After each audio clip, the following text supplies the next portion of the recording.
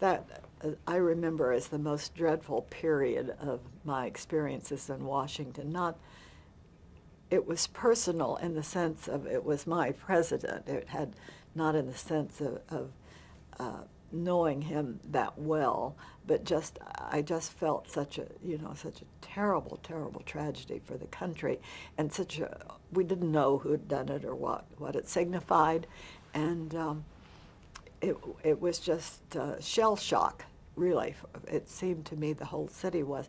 Also, the thing that he did that was very noticeable was entice an awfully lot of bright young people to come work for the government. And I've always felt that you need a good government. It doesn't need to be maybe constantly enlarging, but as the population grows, maybe it does. But in any event, so many really bright young people came to Washington in that administration, and it was a very exciting, happy time, basically.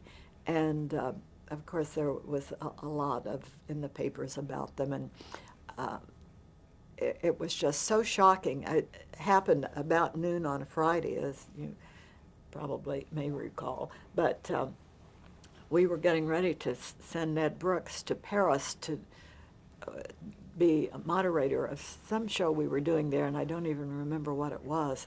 And he had left. He was en route to Boston, where he was going to catch an international flight. And Spivak was in New York. I was alone in the Washington office, and I just, I couldn't imagine what was going to happen.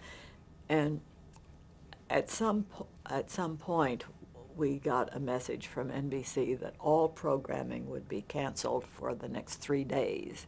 So that did away with our whole show, and I was spending a great deal of time that afternoon trying to catch Ned at the airport in Boston, which I finally did just before he got on a plane to stop him from going. But then it was just, the whole city was, I went to the grocery store that night, and I can remember people crying and just walking around.